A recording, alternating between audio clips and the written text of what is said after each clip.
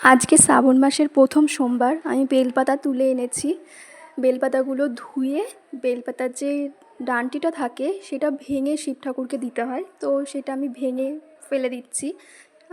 তারপরে আমি গাছের ফুল সকালবেলা সব তুলে রেখেছিলাম, শুয়ে সুতো পরিয়ে এখন আমি 3টে মালা গাঁথবো। একটা হচ্ছে মহাদেবের জন্য একটা মালা গাঁথবো, আর নন্দী আর ভিঙ্গির জন্য একটা মালা গাঁথবো। আকন্দ ফুলের মালা বাজার থেকে কিনে এনেছি, কিন্তু যেহেতু আকন্দ ফুলের মালা আমি নিজে হাতেই গেঁথে ঠাকুরকে প্রতি বছর দিই, এইবার এখানে কোথাও আকন্দ ফুলের গাছ নেই, তার জন্য বাজার থেকে কিনে আনতে হয়েছে। তাই আমি ভাবলাম যে আমাদের বাড়ির গাছে যে সাদা ফুল আছে, তারপর নয়নতারা ফুল, এগুলো দিয়ে আজকে মালা গাঁথবো। আর নন্দী ভিঙ্গির জন্য আমি একটা করে মালা গেঁথেছি, দেখতেই পাচ্ছ। আর যেটাই নীলকণ্ঠ ফুল দেখাচ্ছে, সেই নীলকণ্ঠ ফুল আর সাদা ফুল দিয়ে আমি মহাদেবের জন্য গেঁথেছি। আর নয়নতারা সাদা ফুল দিয়ে নন্দী আর ভিঙ্গির জন্য গেঁথেছি। এবার আমি শিব ঠাকুরকে ঘি আর মধু দিয়ে ভালো করে মাখিয়ে তারপরে দুধ গঙ্গা জল দিয়ে স্নান করাবো। ঘিটা আগে মাথায় দিয়ে দিচ্ছি শিব ঠাকুরের, দিয়ে সেটাকে শিব ঠাকুরের সারা গায়ে মাখিয়ে নেব। তারপরে মধু দেব, মধুটাও শিব ঠাকুরকে সারা গায়ে মাখিয়ে নেব। আমার কিন্তু এইসব গোছাতে অনেক সময় কেটে যাচ্ছে, এবং পুজোটাই যেন লক্ষ্য থাকে, ভিডিও করাটা যেন উপলক্ষ না হয়ে ওঠে। তার জন্য আমি কাজ করছিলাম আর ছোটো করে এই ক্লিপগুলো নিয়ে রাখছিলাম। এখন আমি পুজো টুজো দিয়ে বাড়ি চলে এসেছি, এখন ধীরে সুস্থে বসে এটাকে আমি পরপর সাজিয়ে তারপর আমি আপলোড করব, যাতে পুজোটার দিকেই যাতে মনটা থাকে।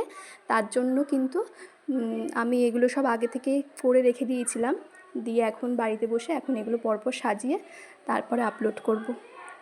এখন আমি নন্দীকেও ভালো করে ঘি আর মধু মাখিয়ে নিচ্ছি। মাখানোর পরে এবার দুধ গঙ্গা জল দিয়ে স্নান করাবো। বাসুকি নাগকেও ঘি এবং মধু দিয়ে মাখিয়ে নেব। আমি প্রতি বছরই শ্রাবণ মাসে পালন করি, যে কটা সোমবার পারি সে কটা সোমবারই পালন করি। 5-6 বছর হয়ে আসলো আমি পালন করছি। তোমরা কে কে শ্রাবণ মাস পালন করো আমাকে অবশ্যই জানাবে। এবং আমি যেভাবে পুজো করি সেটাই আর কি তুলে ধরেছি, যাতে সহজ সরল উপস্থাপনাটা থাকে, যেভাবে আমি করি সেভাবেই করার চেষ্টা করছি। আর আমি প্রথমবার ব্লগ বানাচ্ছি, আমি এর আগে এরকমভাবে কখনো ব্লগ বানাইনি। আমি ভাবিও নি যে কী বলবো না বলবো, কিছু ভাবিনি। শুধু আমি যেভাবে পুজো করি কি পরপর যা করছি এই ছোটো করে ক্লিপ নিয়ে রাখছিলাম, যাতে পরে আমি বাড়ি এসে ধীরে সুস্থে ছাড়তে পারি আমার চ্যানেলটায়। এবার আমি দুধ এবং গঙ্গা জল দিয়ে শিব ঠাকুরকে স্নান করিয়ে নিচ্ছি।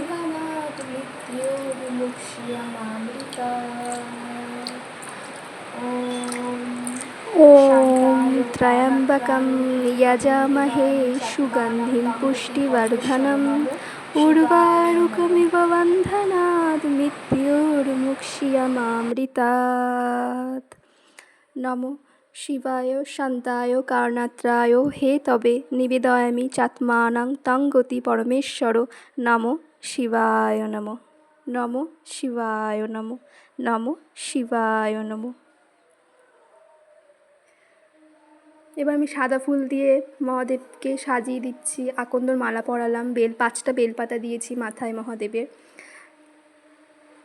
এবং আমি যে মন্ত্রগুলো জানি এগুলো সবাই জানে সচরাচর, সেগুলো বলেই আমি ঘরের পুজোটা দিলাম।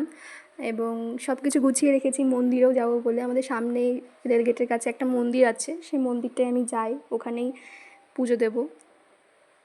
ফলগুলো ধুয়ে নিয়ে ফলগুলো কাটছি, শশা কাটছি আগে। ফটাফট সব ফলগুলো ধুয়ে কাটা শুরু করে দিয়েছি আমি। তারপরে থালায় আলাদা করে সব বাটাতে দেব ঠাকুরের। দেখো আমি পুরো ঝপাঝপ ফল কাটা শুরু করে দিয়েছি একদম, কি তাড়াতাড়ি ফল কাটছি।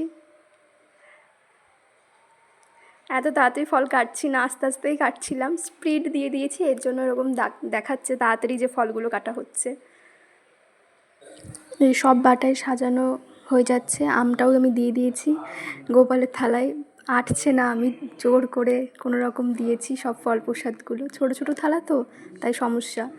তো সব থালায় ফল প্রসাদ গুছিয়ে নিয়েছি, দিয়ে ঠাকুরকে নিবেদন করব এবার। ফল প্রসাদ সাজানো হয়ে গেছে, এইবার আমি ঠাকুরের গ্লাসে জল ভরে নেব। সব গ্লাসে জল ভরার পরে ঠাকুরকে দিয়ে দেব।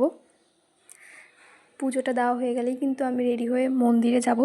মন্দিরে শিবালয়ে ওখানেও গিয়ে পুজো দেবো, তারপরে পুজোটা সম্পন্ন হবে।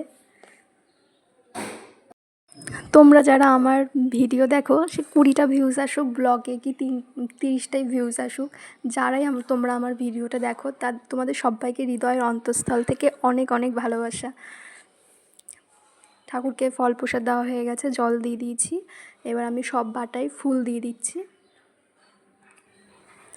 এবছর শ্রাবণ মাসের 5টা সোমবার পড়েছে, তো আমি প্রতি বছরই চেষ্টা করি যতগুলো পারি ততগুলোই করি।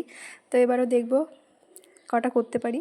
তো আমি সব ঠাকুরের বাটায় একটু একটু করে সন্দেশ দিয়ে দিচ্ছি। এর মন্দিরেও একটু নিয়ে যাব শিব ঠাকুরের জন্য, তো সবাইকে একটু একটু করে আমি সন্দেশ দিয়ে দিচ্ছি। আচ্ছা, কেউ ভেবো না আমি বাঁ হাতে পুজো দিচ্ছি, আমার কিন্তু ডান হাতেই বিপত্তারিণী সুতোটা রয়েছে। ভিডিওটা পেছন থেকে মানে একটা সাইড থেকে হচ্ছে তো মনে হচ্ছে যেন বাঁ হাত ওটা আমার, কিন্তু না, আমি ডান হাতেই পুজো দিচ্ছি। কিন্তু আমি রেডি হয়ে নিয়েছি, ঠাকুরকে একটু প্রদীপ এবং ধূপকাঠি দেখাচ্ছি। দিয়ে এবার আমি সব গুছিয়ে যাব মন্দিরে, গিয়ে পুজোটা দিয়ে দেবো। দিয়ে আজকের মতো আমার পুজো সম্পন্ন হলো।